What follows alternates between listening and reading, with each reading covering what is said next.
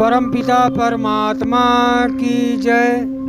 आज हम सुनेंगे पूज्य सरकार से आत्मा और मन का संबंध क्या है, मन क्या है। अगर मन को समझना है तो इस सत्संग का पूरा श्रवण करना। आइए सुनते हैं। प्रिय बंधुओं, धर्म प्रेमी सज्जनों, आज हम आप सभी को बताएंगे कि मन क्या है, मन का स्वरूप क्या है,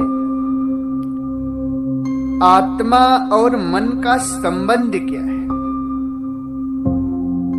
आज का जो सत्संग है वो बड़ा ही दिव्य होने वाला है, क्योंकि इसमें मन के विषय में, मन के स्वरूप के विषय में, आत्मा और मन के संबंध के विषय में सारी बात जो है आप सभी को हम बताएंगे।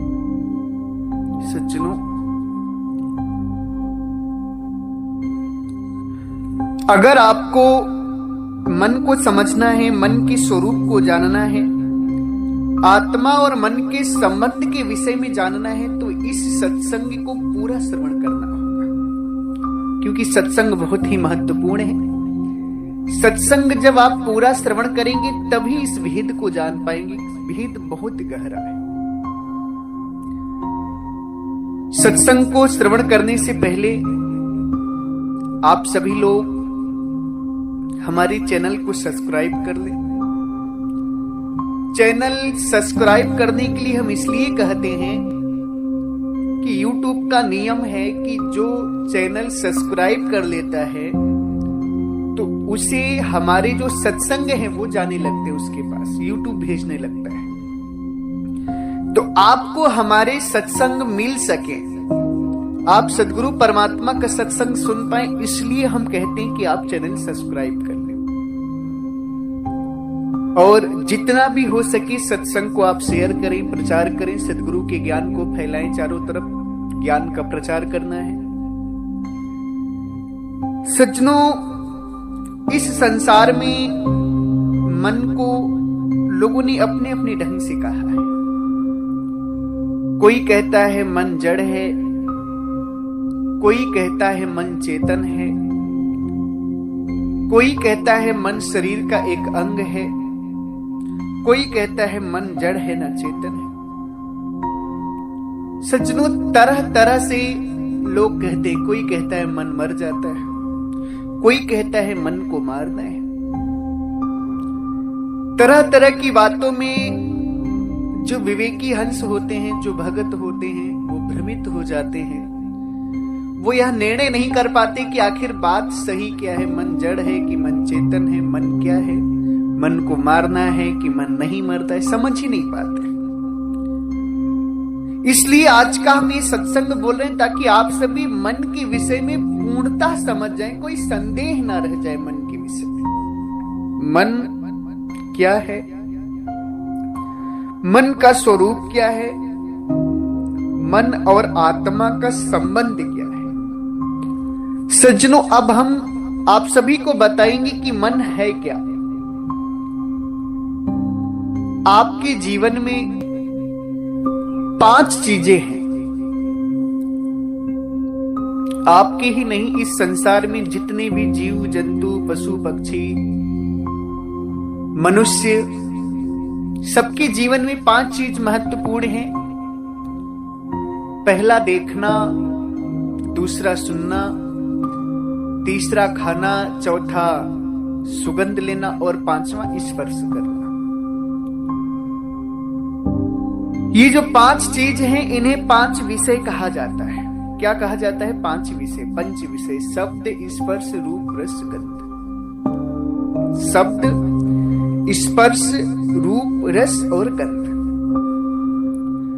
अब आप जो भी अपना कार्य करते हैं पूरे जीवन में, वो इन्हीं 5 चीजों को पूरा करने के लिए करते हैं। घर बनाते हैं रहने के लिए, उसमें सजावट करते हैं ताकि आंखों को देखने में अच्छा लगे। अच्छी अच्छी जगह घूमने जाते हैं, शिमला जाते हैं, मनाली जाते हैं, देश विदेश जाते हैं, पार्कों में जाते हैं, पहाड़ी एरिया में जाते हैं, बर्फीले एरिया में जाते हैं, ताकि आंखों को देखने में अच्छा लगे। आपका मन करता है कि हम कुछ अच्छी चीजें देखें। अच्छी चीजों को देखने के लिए आप कुल्लू जाते हैं, मनाली जाते हैं, शिमला जाते हैं, कश्मीर जाते हैं, देश विदेश जाते हैं, अच्छे अच्छे दृश्य को देखते हैं, तो आपके मन को अच्छा लगता है। किसको अच्छा लगता है? मन को। अब आप अपने जीवन में कुछ सुनना चाहते हैं, आपका मन करता है कि कुछ सुने, उसके लिए आप संगीत की व्यवस्था करते हैं। सोचते हैं कि आपको कोई अच्छी अच्छी बात बोले, आपकी कोई तारीफ करे, ताकि आपके मन को अच्छा लगे, अच्छे अच्छे संगीत सुनने को मिले, अच्छी बातें सुनने को मिले। जब आपको अच्छे संगीत सुनने को मिलते हैं तो आप क्या कहते हैं कि आज हमें मन पसंद गाना सुनने को मिला, आज मन पसंद बात हुई हमारी। कान में भी मन जुड़ा हुआ है। अब आप जो अपने जीवन में आता है भोजन। भोजन क्या है? आप जो भी अपने जीवन में कार्य करते हैं भोजन से संबंधित ही करते हैं, भोजन के लिए ही करते हैं। अनाज उगाते हैं भोजन के लिए, खाना बनाते हैं भोजन के लिए, सब्जी उगाते हैं खाने के लिए। और आप सोचते हैं कि आज हमारा ये मन कर रहा है, आज हमारा वो मन कर रहा है, और जो मन करता है वो आप बनाते हैं। इसमें भी मन जुड़ा हुआ है। अच्छी अच्छी सुगंध के लिए अच्छे अच्छे आप इत्रों का प्रयोग करते हैं, सेंट का प्रयोग करते हैं, फूलों का प्रयोग करते हैं और सूंघते हैं, तो आपके मन को अच्छा लगता है। आप सोचते कोई अच्छी सुगंध आपको मिल जाती है तो आपके अंदर क्या होता है? आज तो मन को आनंद आ गया, सुगंध इतनी सुंदर सुगंध थी कि क्या कहे, मन प्रफुल्लित हो गया सुगंध को पाकर के। उसके बाद आता है स्पर्श, स्त्री सुख। स्त्री सुख के विषय में तो आप सभी जानते ही जानते हैं। स्त्री सुख में जीवन भर आप सोचते हैं कि स्त्री सुख मिले आपको, मन आपका करता है स्त्री भोग करने का, उसमें भी मन जुड़ा है। यानी कि जो देखना, सुनना, सूंघना, खाना पीना, सुगंध लेना, स्पर्श करना, इन सभी के साथ मन जुड़ा है। तो आखिर मन है क्या सज्जनों? अब यहीं से आपको मन को समझना होगा कि आखिर मन क्या है। ये मन जो है, ये जितनी भी चीजें हैं ना, ये देखने वाला, सुनने वाला, ये सब आत्मा के माध्यम से हो रहा है। किसके माध्यम से हो रहा है? आत्मा के माध्यम से। ये देखना, सुनना, बोलना, सुगंध लेना, खाना पीना, स्पर्श करना, ये आत्मा का स्वाभाविक गुण है। क्या है? स्वभाव है। इसी स्वभाव के अंतर्गत आत्मा ने ये शरीर धारण कर रखा है, इन्हीं स्वभाव की पूर्ति के लिए। बहुत गहरी बात है, बहुत विवेक से समझना होगा आपको। ये जो आत्मा ने शरीर धारण किया है, इन्हीं 5 स्वभाव को पूरा करने के लिए, और यही 5 स्वभाव का मेन काम है शरीर में। आंख मेन है, कान मेन है, नाक मेन है, मुंह मेन है, और स्पर्श की इंद्रिय मेन। यही 5 चीजें मेन होती है। क्यों? क्योंकि ये आत्मा का स्वाभाविक गुण है। इन्हीं चीजों की पूर्ति के लिए आत्मा ने शरीर धारण कर रखा। ये जो शब्द, स्पर्श, रूप, रस, गंध है, ये आत्मा का स्वाभाविक गुण है। और उसी स्वाभाविक गुण को क्या कहते हैं? मन कहते हैं। क्या कहते हैं? मन। आत्मा के स्वाभाविक गुण को मन कहते हैं। ये जो देखना है, सुनना है, स्पर्श करना है, भोजन करना है, रस लेना है, विषय करना है, इसी को मन कहते हैं। क्या कहते हैं? मन। ये आत्मा का स्वाभाविक गुण है, और आत्मा के स्वाभाविक गुण का नाम मन है। 5 चीजों का जो मेल है, देखना, सुनना, खाना पीना, स्पर्श करना, सुगंध लेना, इसी 5 चीजों के मेल को मन कहते हैं। सदगुरु कबीर साहब ने 5 चीजें ने कह करके एक मन कह दी। ये मन जो है आत्मा का स्वाभाविक गुण है, आत्मा का जो स्वभाव है उसी स्वभाव का नाम है मन, और इसी स्वभाव के अंतर्गत ये आत्मा इस संसार में फंसी हुई है। अब आप फिर से विचार करें, पूरा जीवन आप देखने के लिए, खाने के लिए, पीने के लिए, स्पर्श करने के लिए, सुगंध के लिए ही तो लगाते हैं। बताइए, खाना अच्छा मिलता है तो मन को अच्छा लगता है, दृश्य अच्छे मिलते हैं तो आंख को अच्छा लगता है, मन को अच्छा लगता है, संगीत अच्छा लगता है तो आप कहते हैं मनपसंद संगीत था, भोजन अच्छा लगता है तो मनपसंद भोजन था, स्त्री अच्छी होती तो मनपसंद स्त्री, मनपसंद जीवन साथी है। सब में मन जुड़ा है कि नहीं? क्यों जुड़ा है? क्योंकि वो आत्मा का जो स्वाभाविक गुण है उसी का नाम मन है। आत्मा का जो स्वाभाविक गुण है उसी का नाम मन है। मन जड़ नहीं है, मन मरता नहीं है। बहुत सारे लोग कहते हैं ना कि मन मर जाता है। नहीं, वो अज्ञानता बस कहते हैं, उन्हें मन का ज्ञान ही नहीं। मन क्या है? मन आत्मा के स्वाभाविक गुण का नाम है, स्वभाव का नाम है मन। आत्मा के स्वभाव को मन कहा गया। अब मन को लोग जड़ कह देते हैं या मन कह देते हैं मर जाता है, तो ये गलत है। क्यों? क्योंकि आत्मा जो है वो मरती नहीं है, और आत्मा का जो स्वाभाविक गुण है उसी का नाम मन है। आत्मा का जो स्वभाव है ना, शब्द स्पर्श, देखने का, सुनने का, बोलने का, सुगंध लेने का, स्पर्श करने का, इस स्वभाव को मन कहते हैं।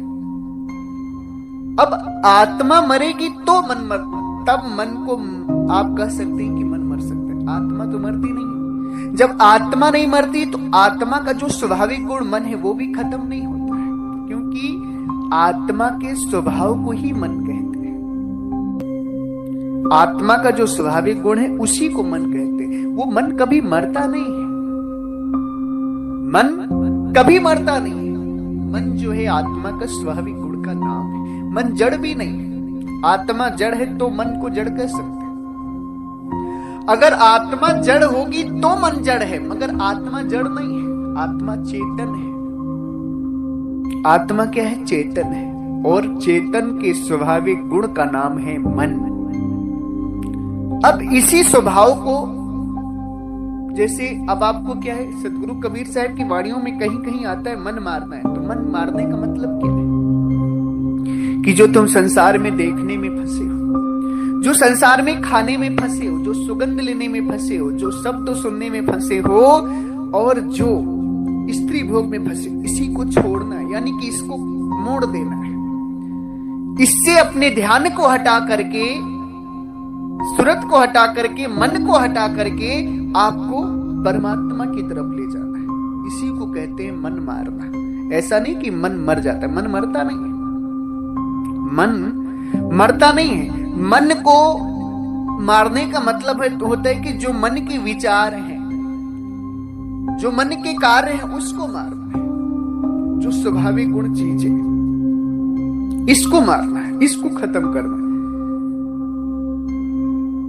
बात समझ रहे हैं कि नहीं आप लोग? मन का जो स्वभाव है, मन के जो कार्य हैं, मन के जो विचार हैं, मन की जो परिकल्पना है, जिसमें मन भग रहा है बार, उन चीजों को खत्म करना है, उससे मन को मोड़ लेना, वही मन मारना होता है। यानी कि बहुत अच्छे ढंग से अब समझिए, यानी कि अपने जो विचार हैं, जो आपके स्वयं के विचार हैं, उन विचारों का परित्याग कर देना है, यानी उन्हें मार देना है।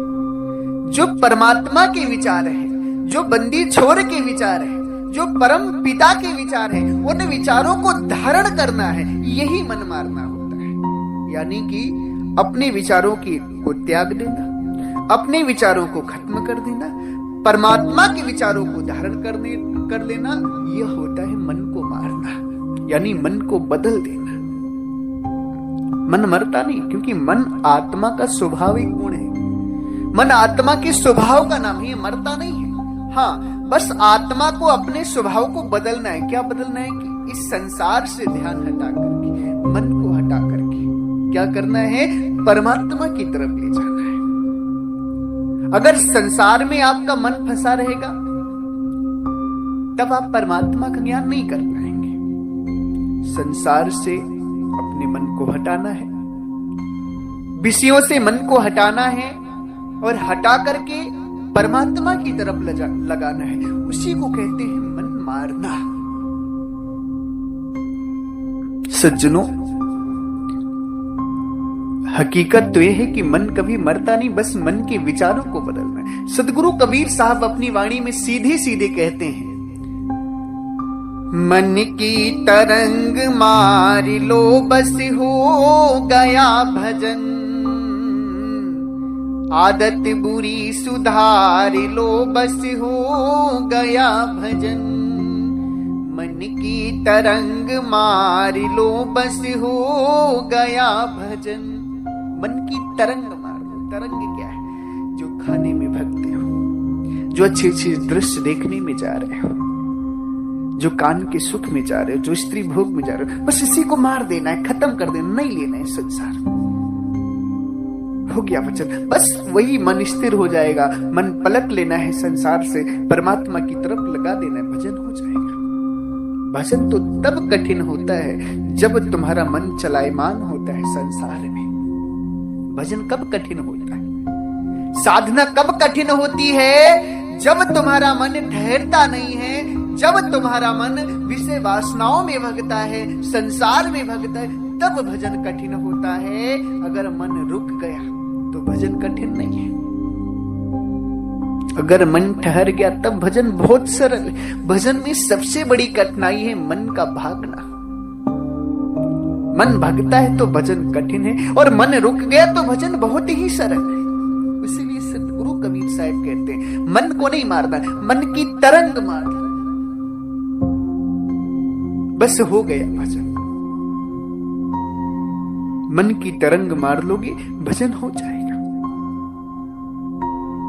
सदगुरु कबीर साहब कहते हैं, मन के हारे हार हैं, मन के जीते जीत, कहें कबीर हरि पाइए मन ही के परतीत। मन के हारे हार है, मन के जीते जीत, कहें कबीर हरि पाइए मन ही के परतीत। अब सदगुरु कबीर साहब कहते हैं कि मन की हारे हार होती, मन ठान ले तो हार जाओगे, मन ठान ले तो जीत जाओगे। और कहीं कबीर हरि पाइए, हरि मतलब परमात्मा, मन ही के प्रति। अगर मन ने प्रभु से प्रेम कर लिया तो तुम प्रभु को भी पा जाओगे। अब यहां मन को नहीं मारना है। मन मारने की बात सदगुरु नहीं कहते। सदगुरु कहते कहीं कबीर हरि पाइए मन ही के परतीत। मन अगर प्रभु से प्रेम कर लेगा तो प्रभु को भी जान जाएगा। मन संसार से प्रेम कर रहा है, इसलिए संसार में जा रहा है, जन्म मरण में जा रहा है, 84 में जा रहा है। और जिस दिन संसार को त्याग करके, संसार से अपने विचार को घुमा करके मन प्रभु का भजन करने लगेगा तो उस दिन हरि यानी परमात्मा को पा जाएगा। सज्जनों, मन मरता नहीं है।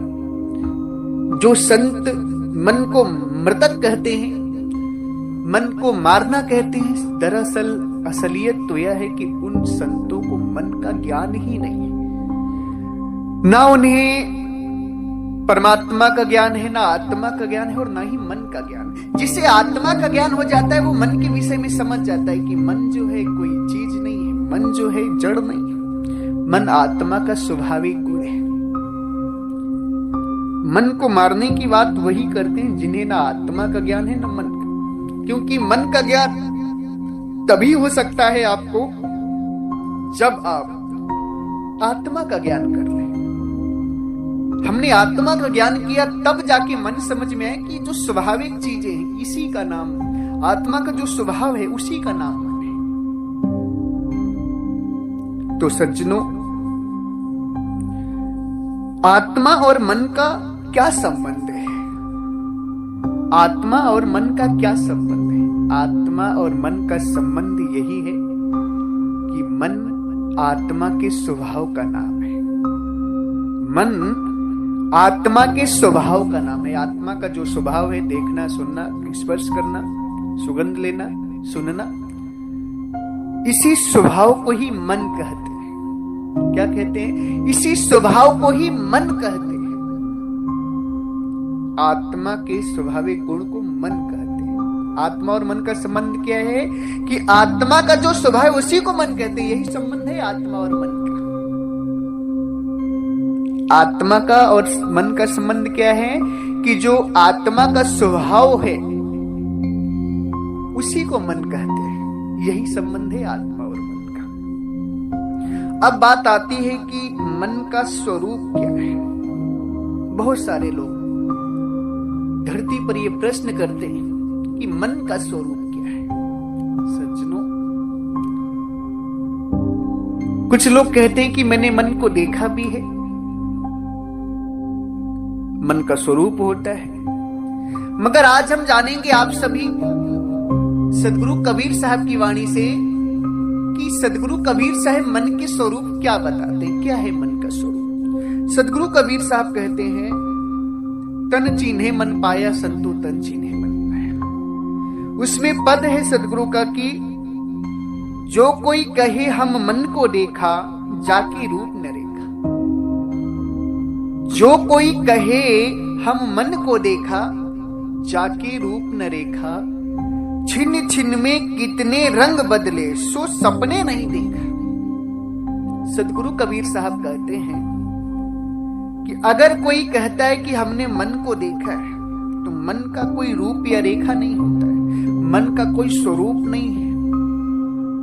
मन जो है छिन्न में कितने रंग बदल ले, सपने में भी नहीं देख सकते कितने रंग बदल लेगा मन।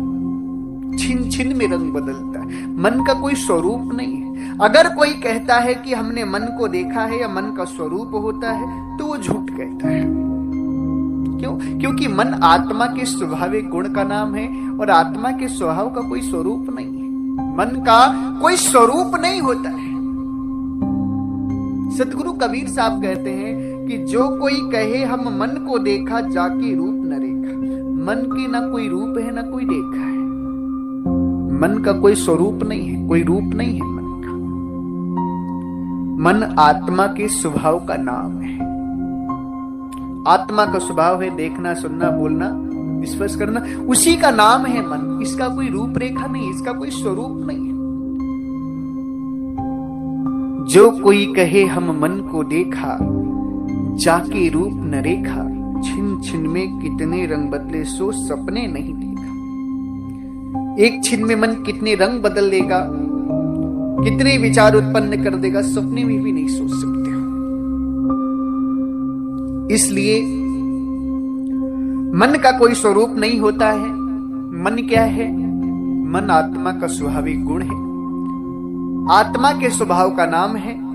मन और आत्मा का संबंध क्या है कि आत्मा का जो स्वभाव है उसी को मन कहते हैं। यही संबंध है आत्मा और मन का। बहुत गहरी बात है, परम ज्ञानी परम विवेकी ही समझ सकते हैं इस बात को। आत्मा का जो स्वभाव है उसी का नाम मन है और यही आत्मा और मन का संबंध है। क्या संबंध है? कि आत्मा का स्वाभाविक गुण जो है वही मन है। मन क्या है? आत्मा के स्वभाव का नाम मन है। आत्मा के स्वभाव को ही मन कहते हैं। सज्जनों, ये बहुत ही गहरी बात है। इस बात को हम तब समझ पाए जब हमें आत्मा का ज्ञान हुआ। बिना आत्मा का ज्ञान हुए मन को नहीं समझ सकते। इसलिए तरह तरह के जो लोग कहते हैं कि मन जड़ है, मन फलाना है, मन ढिकाना है, मन को मारना है, मन को ये करना है, सब गलत कहते हैं। सब मन की कल्पनाओं में पड़े हुए, सब मन के द्वारा सोच रहे, कोई ज्ञान नहीं है किसी को। मन क्या है? मन का ज्ञान तब होगा जब आत्मा का ज्ञान हो जाएगा, क्योंकि आत्मा के स्वभाव का नाम मन है। और जब आत्मा को जानोगे तभी मन को समझ सकते हो। इसलिए जो संत कहते हैं कि मन मर जाता है वो एकदम झूठ बोलते हैं। मन की कल्पनाओं में जी रहे हैं, उन्हें सत्य भक्ति का ज्ञान नहीं है, नहीं सत्य ज्ञान है, नहीं पूर्ण ज्ञान है। वो आधा अधूरा ज्ञान लेकर के संसार में रमण कर रहे हैं, विचरण कर रहे हैं, धन दौलत इकट्ठा कर रहे हैं, देश विदेश घूम रहे हैं। ऐसे लोगों से आपको सावधान रहना चाहिए। इसी के साथ हम अपनी वाणी को विराम देते हैं। अगर हमारी वाणी वचनों से, शब्दों से आप सभी किसी भी संत महापुरुष, भक्त हंस जन श्रोता गणों को कष्ट लगा हो या दुख लगा हो तो हम आप सभी के चरणों में सिर रख करके क्षमा प्रार्थी हैं। आप लोग मुझे क्षमा करिएगा। मेरा अभिप्राय आपको दुख देना नहीं है। मेरा अभिप्राय यह है कि आप सभी परमात्मा के सत्य ज्ञान को जाने, परमात्मा के सत्य ज्ञान को जानकर अपने जीवन का कल्याण करें और अपने अमर लोक देश जाकर मुक्ति पाएं। इसीलिए मैं आपको परमात्मा का ज्ञान सुनाता हूं और मेरी आपसे कोई दुश्मनी नहीं, मैं किसी की बात को नहीं काटता। मैं तो जो परमात्मा का असली ज्ञान है वही देता हूं, अपने स्वयं के विचार में कभी नहीं देता। जो सदगुरु कबीर साहब का ज्ञान है बस वही देता हूं। स्वयं में तो मैं एक अज्ञानी हूं। परमात्मा की कृपा से जो मुझे मिला, गुरु सेवा से, गुरु की कृपा से, वही मैं आप सभी को प्रदान करता हूं। मेरा कुछ भी नहीं है। मैं तो एक अज्ञानी जीव था जो जन्म मरण में पड़ा हुआ था, बहुसागर में दुख पा रहा था। परमात्मा की, गुरु की कृपा हुई मुझ पर जो मैं निकल गया दुखों से। अब मैं भी चाहता हूं कि आप सभी भी निकले, इसलिए परमात्मा का ज्ञान आप सभी को सुनाता हूं। और परमात्मा प्राप्ति की असली साधना चाहिए तो आप सभी 17 मार्च को गुरु मिलन सत्संग समारोह में गाजीपुर की धरा पर आए। आप सभी को परमात्मा प्राप्ति का सच्चा ज्ञान मिलेगा। उससे पहले हमारे आश्रम से 5 ग्रंथ प्रकाशित हैं, जिसमें बीजक और साखी ग्रंथ हैं। आप सभी जिन भी संत महापुरुष भक्त हंस जनों को वो ग्रंथ चाहिए तो आप सभी हमारे नंबर पे संपर्क कर सकते हैं। सस्ते दामों में आपको किताब पहुंचा दी जाएंगी आपके घर तक, कोरियर के द्वारा, पोस्ट ऑफिस के द्वारा। बहुत ही दिव्य ग्रंथ हैं। आप सभी उन ग्रंथों को जरूर पढ़ें। असली बीजक है हमारे पास जो सदगुरु कबीर साहब का बोला हुआ है। असली साखी ग्रंथ है जो सदगुरु कबीर साहब का बोला हुआ है। बीजक और साखी ग्रंथ को समझने के लिए भी हमने 3 किताबें लिखी हैं, जिन तीनों किताबों को पढ़ने के बाद आपको बीजक भी समझ में आएगा और साखी ग्रंथ भी समझ में आएगा। 5 किताबों का पूरा सेट है। आप सभी उसे जरूर मंगाएं, जरूर पढ़ें। इसी के साथ एक बार प्रेम से बोलिए, सर्वव्यापक सर्वपूजनी परम पिता परमात्मा सदगुरु बंदी छोड़ कबीर साहिब को साहेब बंदगी साहेब। बंदी छोड़ कबीर साहेब की जय, संत समाज की जय।